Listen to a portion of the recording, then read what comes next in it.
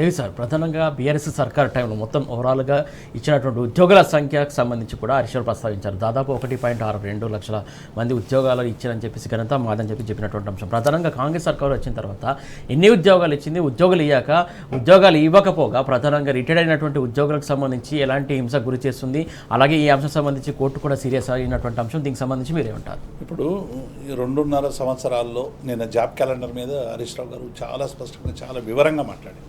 అంటే job calendar ఇస్తామని చెప్పారు, జాబ్ క్యాలెండర్ ఇవ్వలేదు. జాబ్ క్యాలెండరు తేదీలు లేవు, పోస్టులు లేవు. జాబ్ క్యాలెండర్ ఇచ్చినామని ప్రకటించేసుకుంటూ అయిపోయింది. 2 లక్షల ఉద్యోగాలు ఇస్తామని చెప్పి మోసం చేసి మొత్తం నిరుద్యోగ యువకులందరినీ కూడా కాంగ్రెస్ అంబాసిడర్లుగా మార్చుకొని ఎన్నికల్లో ఉపయోగించుకొని ఎన్నికలైపోయి అధికారానికి వచ్చినాక వాళ్ళ వీపు విమానం మూతలాగా లాఠీచార్జ్ చేసినటువంటి సంఘటనలు మనం చిక్కడపల్లి సెంట్రల్ లైబ్రరీలో కానీ అశోక్ నగర్లో కానీ, అశోక్ నగర్ ఇవాళ ఒక శోకనగరంగా మారిపోయింది.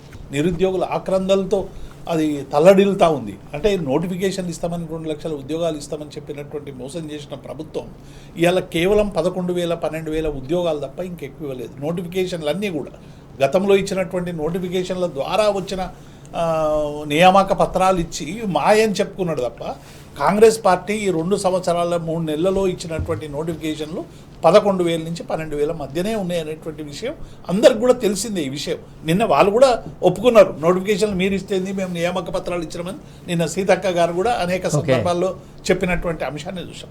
అట్లాగే ఉద్యోగులకు సంబంధించి కూడా ఉద్యోగులకు మీరు ఏం హామీ ఇచ్చారు మేనిఫెస్టోలో? మేము ప్రభుత్వం రాగానే, అధికారంలోకి రాగానే 6 నెలల్లో పీఆర్సీని అమలు చేస్తాం, సిపిఎస్ను రద్దు చేస్తాం, అట్లాగే బకాయిలు చెల్లిస్తాం అని మీరు ఇవి చాలా కరువు భత్యాలు విడుదల చేస్తాం అని చెప్పి మీరు హామీ ఇచ్చి 2 సంవత్సరాల 3 నెలల్లో మీరు చేస్తున్నది ఏంది? పీఆర్సీ దిక్కులేదు, పీఆర్సీ గురించి మాట్లాడలేదు. కేసీఆర్ గారు గొప్ప మనసుతో తెలంగాణ ఉద్యోగులకు సంబంధించినటువంటి వాళ్ళ జీవన ప్రమాణాలు పెంచాలని 2 సందర్భాల్లో, ఒకసారి 43 కరోనా కాలంలో కూడా ప్రపంచమంతా అల్లకల్లోలమవుతున్నటువంటి దశలో కూడా 30% ఫిట్మెంట్ ఇచ్చి, ఎందుకంటే సంక్షేమ పథకాలని అభివృద్ధి పథకాలని తీసుకుపోయేటువంటి వారధులు వీరని 2 సందర్భాల్లో 73% ఫిట్మెంట్ పెంచి ఇతర రాష్ట్రాలతో కంటే గొప్పగా వేతనాలు ఇచ్చేటువంటి ప్రయత్నం చేశారు.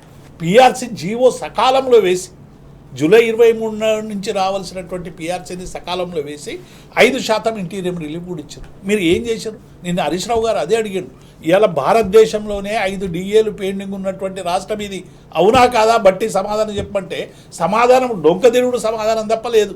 మీరు ఎన్ని కోట్లు బాకీ ఉన్నారు ఉద్యోగులకు, ఎన్ని ఇస్తున్నారు అనేటువంటి దానికి సరైనటువంటి సమాధానం లేదు. సిపిఎస్ మీద ఉలుకు లేదు, పలుకు లేదు.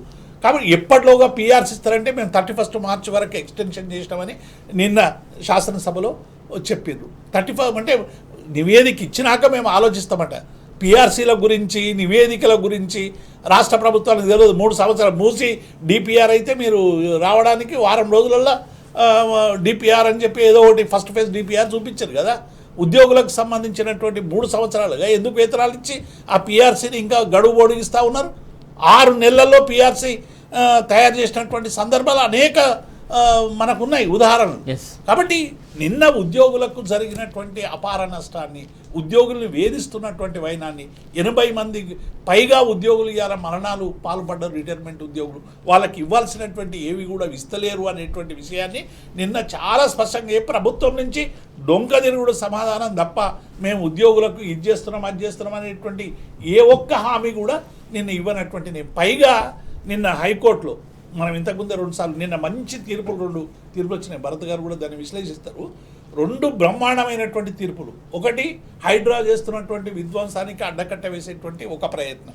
రెండవది ఉద్యోగులకు సంబంధించి అనేక మంది కోట్లకు పోయి డబ్బులు ఖర్చు పెట్టి బాబు మేము దాచుకున్న సొమ్ము మాకు ఇవ్వండి అంటే ఎందుకు ఏడిపిస్తున్నారు, మా చావుదాకా మా కన్నీళ్ళు ఎందుకు చూస్తున్నారని ఉద్యోగులందరూ 2,600 మంది పిటిషన్లు వేస్తే నిన్న ఆ పిటిషన్ల మీద హైకోర్టు తీర్పిచ్చింది. ఏప్రిల్ 9th మీరు టోటల్గా ఇవ్వాలి. నిన్న సుల్తానియాను పర్సనల్గా హాజరుగమ్మని చెప్పి నిన్న దానివల్ల కూడా శాసనసభ నిన్న వాయిదా వేసినటువంటి సందర్భాన్ని చూసాం ఆయన గురించి. కాబట్టి ఇప్పటికైనా ప్రభుత్వం కళ్ళు తెరవాలి. ఇచ్చిన హామీ ఈ ఒక్క హామీ కాదు, ఏ హామీ అమలు చేసిరని ఈ హామీ అమలు చేస్తారు. గృహజ్యోతి లేదు, నిరుద్యోగ భృతి లేదు, తులం బంగారం లేదు, జాబ్ క్యాలెండర్ లేదు, 42% రిజర్వేషన్స్ ఎక్కడికి పోయిందో తెలియదు. మైనార్టీలకు కోటా లేదు, గురుకుల విద్యాలయాల పట్ల నిర్లక్ష్యం, వైద్యానికి సరైనటువంటి వాటా లేదు.